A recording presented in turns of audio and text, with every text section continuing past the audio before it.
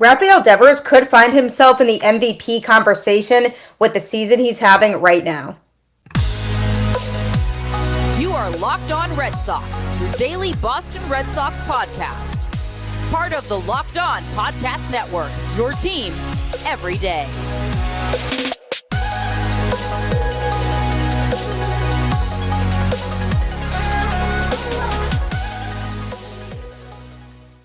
Hello and welcome to Locked On Red Sox, your daily Boston Red Sox podcast, part of the Locked On Podcast Network, your team every day.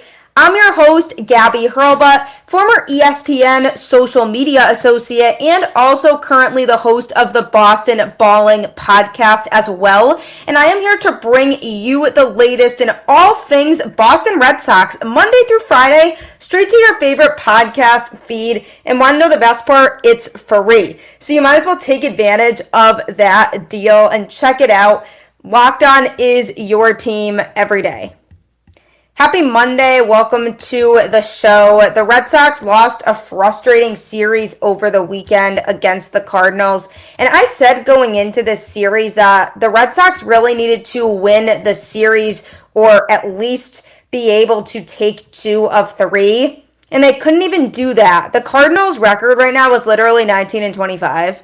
So there was no reason for the Red Sox to lose the series. But once again, their offense could not support the pitchers, and they made a bunch of errors in the field, and those things continue to be problems over and over again for this Boston Red Sox team. And if they could just put all of that together, they could be competitive, but the frustrating part is it just seems like it's too big of a milestone for them to be able to get these things right. So definitely a very frustrating series overall. The Red Sox offense did explode in the last game of the series for 11 runs, and they won 11-3. So that was promising, but overall, not a promising series for the Red Sox, but it has been a promising few days for Rafael Devers. He is on an absolute tear right now. He homered in every game of the series against the Cardinals and has also now homered in 5 straight games. That actually ties a Red Sox record. This is his 9th homer of the season that he hit on Sunday when the Red Sox defeated the Cardinals. 5 consecutive games with a homer ties the Red Sox franchise record. He went 1 for 3 with the home run and a walk on the day on Sunday. And you want to know an interesting part is that he's in some pretty good company right now. 6 other Red Sox players have gone deep in 5 straight games. Jimmy Fox in 1940. Ted Williams in 1957, Dick Stewart in 1963, George Scott in 1977, Jose Canseco in 1995, and Bobby Dahlbeck in 2020. Devers is actually the second player to hit a home run in 5 straight games this season, joining Cubs first baseman Michael Busch. The all-time record is 8 consecutive games with a home run. That seems very difficult to achieve. But regardless, even if this streak gets broken, Devers is on an absolute tear right now. He's now hitting .285 on the season with an on-base percentage of .384 and slugging percentage of .555. Remember, he did deal with that shoulder injury a little bit earlier this year, so he missed some time, but he's been excellent so far. He actually ranks in the top 10 of the American League in on-base percentage, slugging percentage, and OPS. I don't think people realize how good Rafael Devers has actually been. With his batting average up to a .285, that's pretty good. I mean, the best hitters can hit over 300 and be able to find themselves doing a lot of different things, but Devers isn't necessarily going to be a consistent over 300 hitter. That's not really what he's known for, and it's not what we need him to really do, but he just absolutely slams those baseballs, just crushes them over fences of so many ballparks. And the best thing about Devers is that there's no case of him slowing down. I think he's just beginning this is starting to be the era of Rafael Devers in his prime, and that long extension the Red Sox gave him, I think you're going to see the effects of that and why he's here and why the Red Sox wanted to lock him up long term when they did, because this is the time now for them to maximize his skill and his potential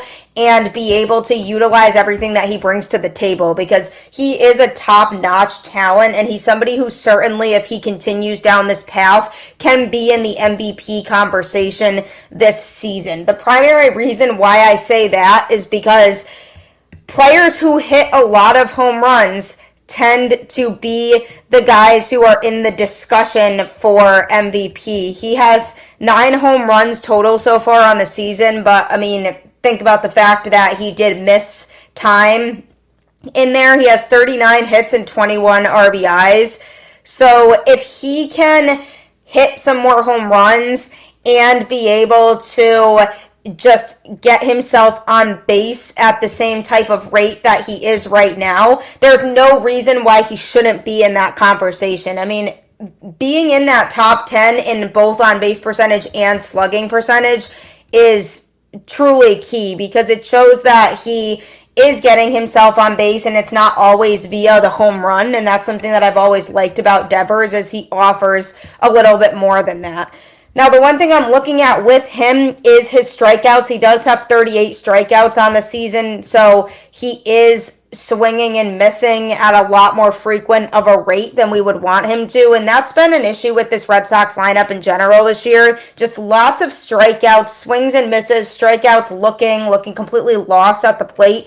That's just a trend with this Red Sox lineup, and it's been frustrating to watch for sure, because these opposing pitchers are just racking up the strikeouts against the Red Sox, and a lot of times in key spots too, when they have runners on base and somebody needs to come up big and get that big hit, they can't always get that, and the Red Sox got that quite a bit in Sunday's game, but the problem is they're not getting that consistently. And if there's somebody who can start to do that consistently, Devers is the guy, because you can't sit here and tell me that Devers isn't the guy you would want up at the plate in crunch time when it comes down to it at the end of the day. If it's a big situation in a game and the Red Sox have, say, runners on second and third with 2 outs and Devers is coming up, you would feel confident more often than not that he could come through and deliver in some capacity. I mean, he hits doubles, he hits singles, he crushes home runs. He pretty much does it all, and that's the thing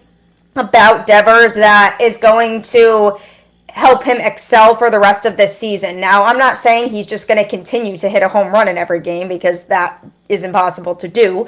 But if he can continue to hit frequently, even if that's not via the home run, and he's making that hard contact and getting himself on base and continuing to drive in runs in some capacity, then he's going to be in that conversation as one of those players in the American League that has a chance to get the MVP. Now, if the Red Sox stink the rest of the season and aren't able to deliver as a collective unit, it would ruin his chances, because a lot of times they do keep in mind how valuable you are to your team and what your team is actually doing to succeed. So unfortunately, if the Red Sox as a whole are not figuring things out, that is going to be a couple knocks on him in terms of that discussion. But I have no doubt that he has the ability to be in that distinction because of the fact that he's just such a powerful hitter. Opposing pitchers still fear pitching to him. He's been intentionally walked already a few times this season, and I don't blame pitchers for wanting to do that, because they're worried that he's just going to absolutely crush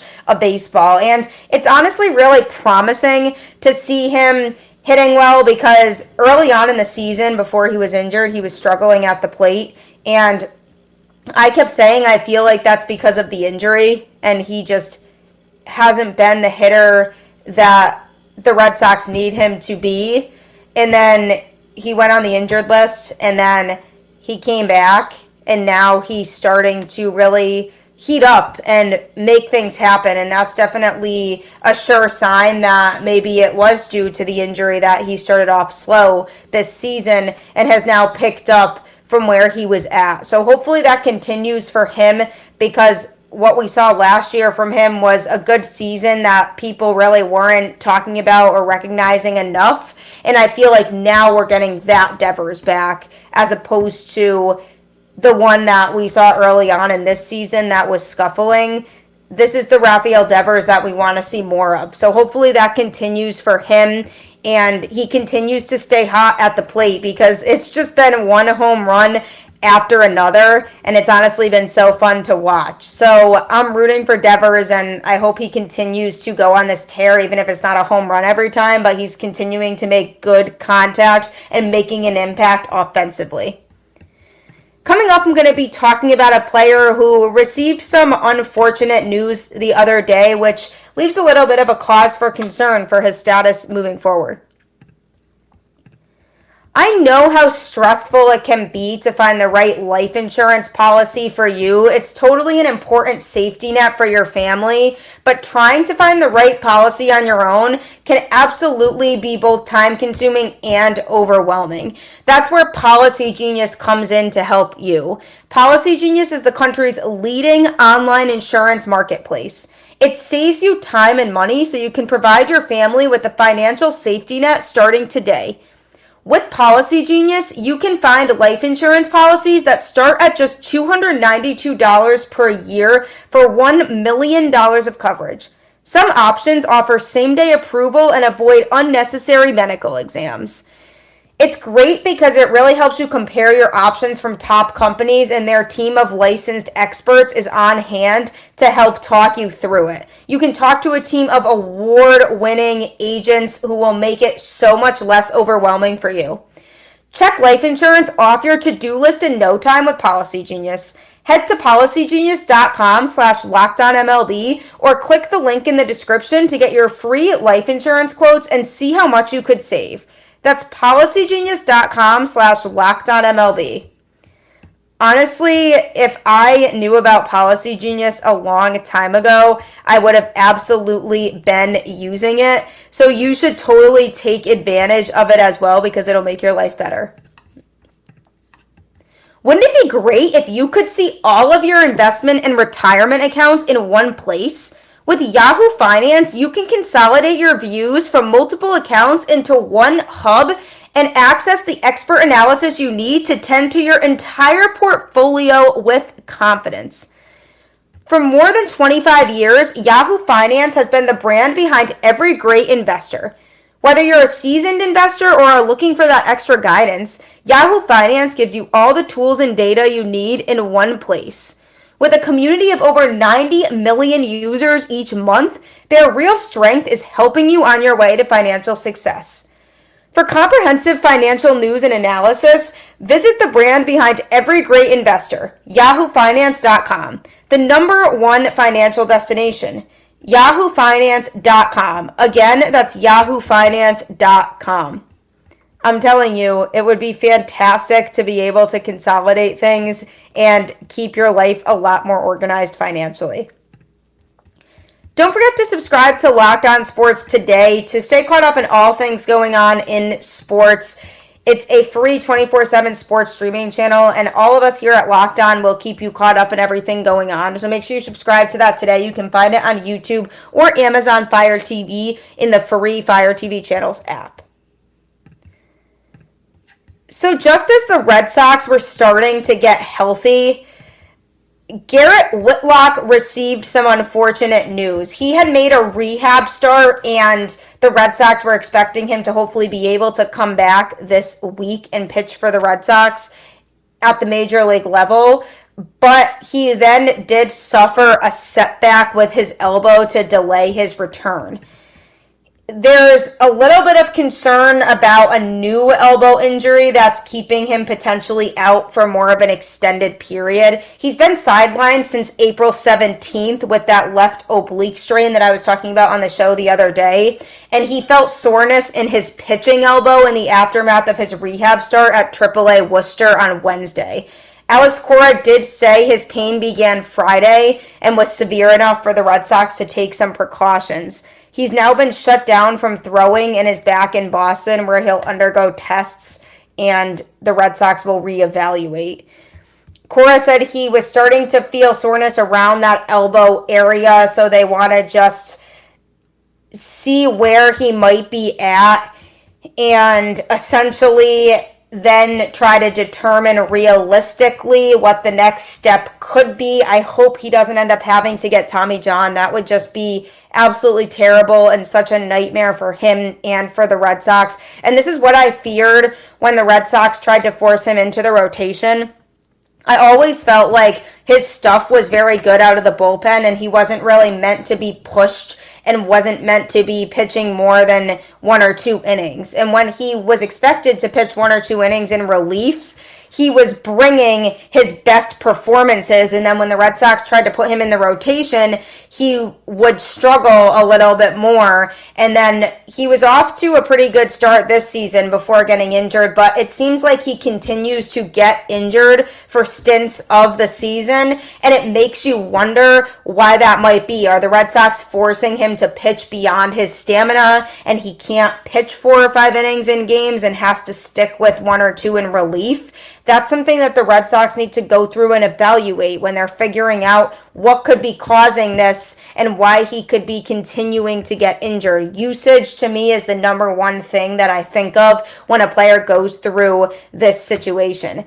He made his rehab start in Worcester and allowed 2 hits and struck out 5 in 4 2/3 scoreless innings. And that was expected originally to be his only rehab outing before returning to the big league rotation. The expectation was actually that he would pitch tonight, but clearly that's not going to happen. He did feel great during the outing, is what Alex Cora said, and even throughout the night he felt really good. And then he started to feel sore after he was stretched out. So Cooper Criswell, it is good news for right now because he'll stay in the rotation. He did struggle in his last outing, but overall he's been pitching pretty well for this Red Sox team. So with the fact that Whitlock is now going to be out for longer, he doesn't have to worry about potentially losing his starting spot, at least for now, which will give him more opportunities to be able to keep that rotation spot moving forward. So if he continues to pitch well, then if Whitlock later in the season is able to come back, the Red Sox are definitely going to have a tough decision to make in terms of what do they do with these guys? Do they put Whitlock back in the rotation and send Criswell back down to AAA? Or do they keep Criswell in the rotation and put Whitlock in the bullpen? So there's definitely going to be some decisions that need to be made there.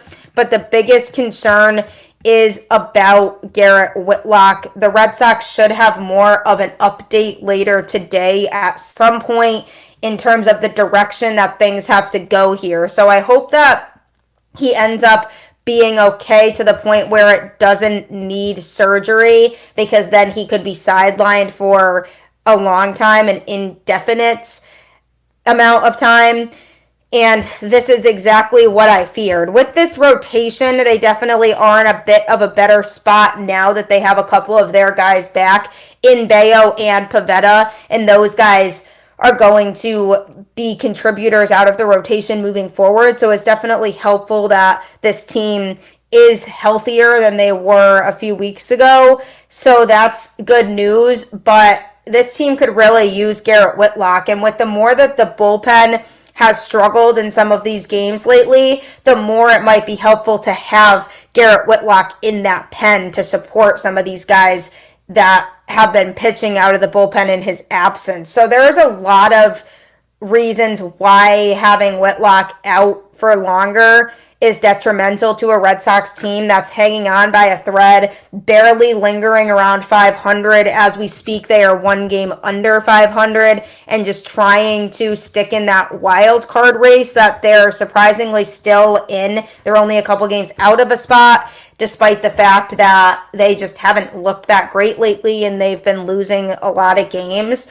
So for a team that is trying to continue to establish that they could compete and have a chance at a wild card spot, it's not a great scenario if Whitlock has to be out for the rest of the season, because it's never a good sign when they use the word shut down. That means that they don't want him throwing until he gets reevaluated, and that could be scary for a pitcher, because right when he was ready to come back is when they say you can't pitch right now. And mentally, it has to be a lot on Whitlock too, because he's excited to return and excited to bring his contributions to this Red Sox team, for them to then say, oh, you need to pause on that. We need to run some more tests. So it has to be upsetting for him. And I'm worried for when he does come back that gets in his head and affects him and his performances on the mound when he is able to pitch again.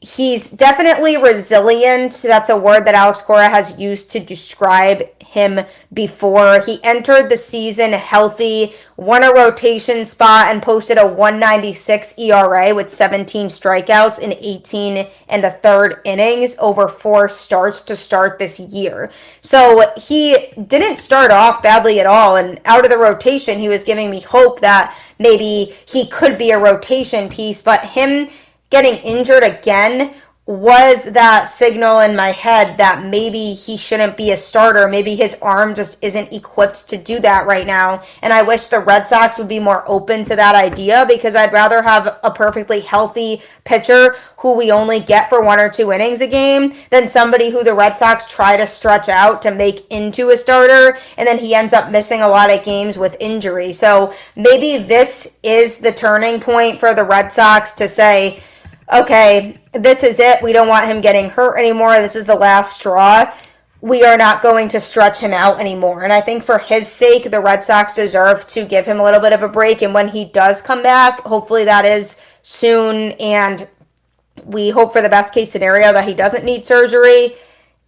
Hopefully that means that the Red Sox would ease him back into it at least, and wouldn't put him right back into the rotation, knowing that he has had some problems with stretching out. So hopefully they put him in for 1 or 2 innings and he's on a pitch limit and eases his way back in. And then if they feel that they are ready to put him back into the rotation, then they could always do that. But for right now, I'm just hoping that surgery is not needed, that he's able to still return. He just needs to take it slower than he has been, and that he could eventually come back maybe in the later half of this season to be able to contribute for this Boston Red Sox team. But we'll see what kind of update is given on the whole situation. Just hope for the best, because losing him for even more time would obviously be such a huge blow to this team. So we'll see what happens, but I'm rooting for Whitlock. Definitely want him to come back and be able to contribute.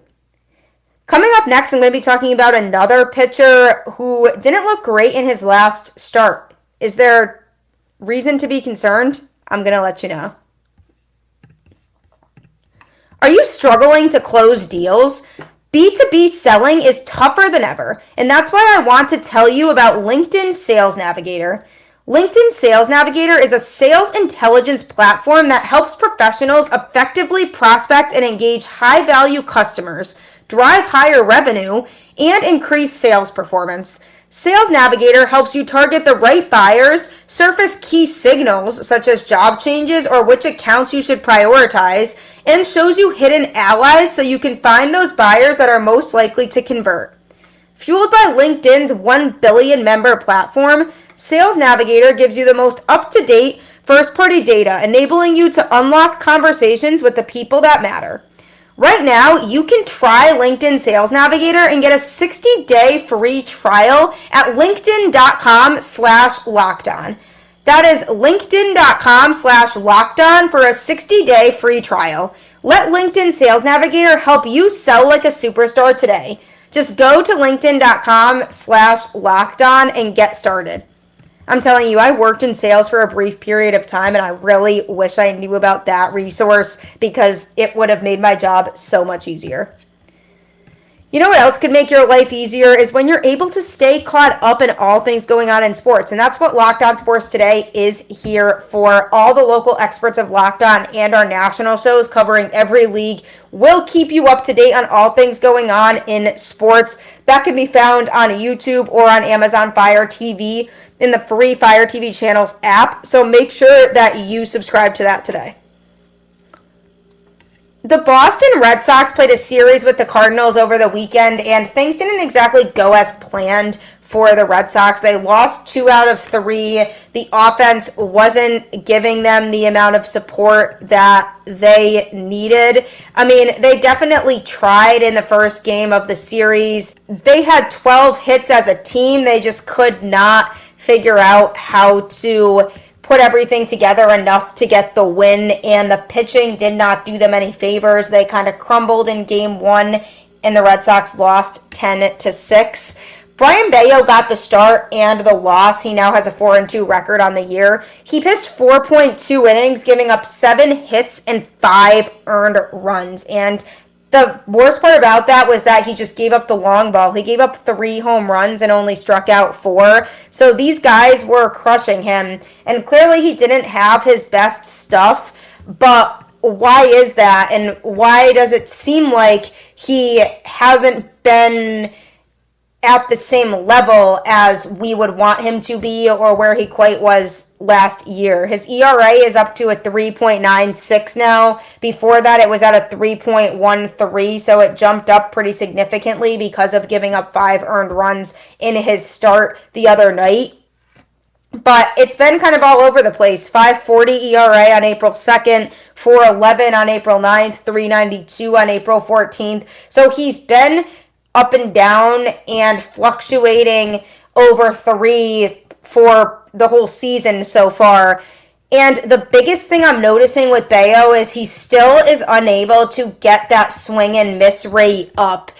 In terms of his percentile rankings, his K percentage is in the 39th percentile, so that's not very good. His chase percentage is in the 66th percentile, which is a lot better, but it's still average and still could be better. He's not generating a lot of those strikeouts, and that's going to be harder for him to succeed down the road. Now, his walk percentile is good. That category, he's in the 78th percentile, so he's not in a bad spot from that standpoint either. He doesn't have a huge problem generally with walking guys. He did walk nobody in his start in that first game against the Cardinals, so he usually has command. The problem is just they were able to hit him. And what was the issue? I mean, his fastball velo is in the 74th percentile. He averages 95.3 on that. Average exit velocity, 55th percentile at 88.5. So he's doing a lot of things correctly, but there are definitely things he could improve on, like not giving up the long ball and trying to strike guys out a lot more, because that's something that he dealt with last year too, was his inability to strike guys out as much. And that's something I was hoping to see him improve upon going into this year. I mean, he has a variety of pitches that he uses, but opposing teams seem to be starting to, in a way, figure him out. And I really hope that doesn't continue to be the case. I'm hoping he just had a flawed start and that his numbers can continue to increase and he can get himself to a level that the Red Sox want him to be at. But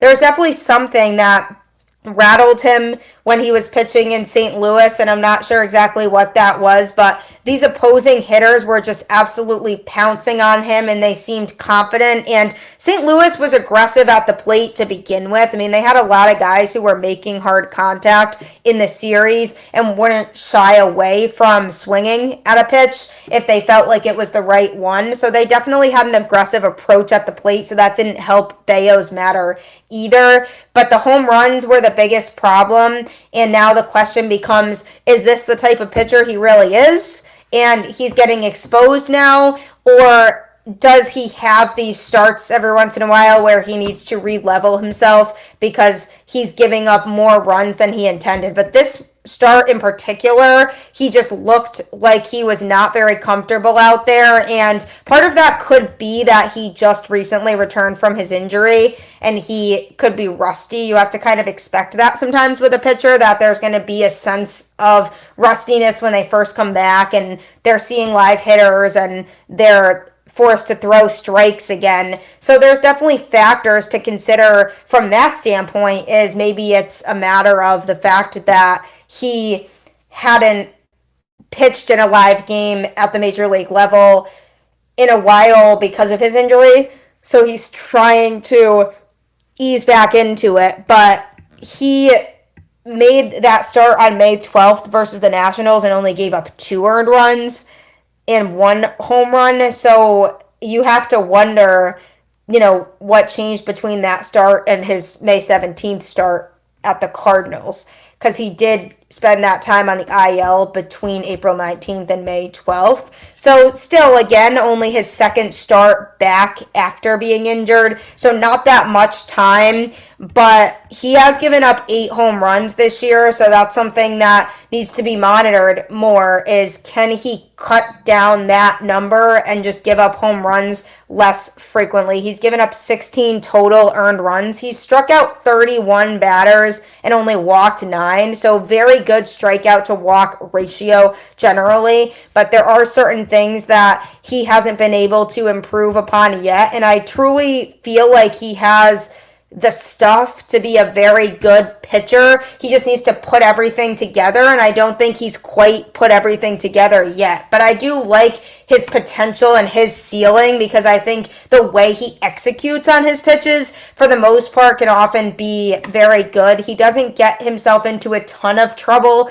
on the bases because of the fact that he doesn't walk a lot of guys, so he's not putting guys on a ton. So from that standpoint, he's able to get out of innings easier because of the fact that there's not typically a lot of base traffic for him. So I hope he continues to improve and figures out what it was about pitching in St. Louis. Was it that he just needs more time because he was injured and he'll get back on track? Or was there a specific problem with pitching there? Or does he need to change something about his approach to give up less home runs? Because the long ball has certainly been a problem for him. So looking for him to improve on that. But overall, I still have confidence in Bello because of the fact that we've seen what he can do, and we know what he has the potential to be able to do and what he's capable of. So we have to just believe that he still has that in him and just needs to find that again post-injury.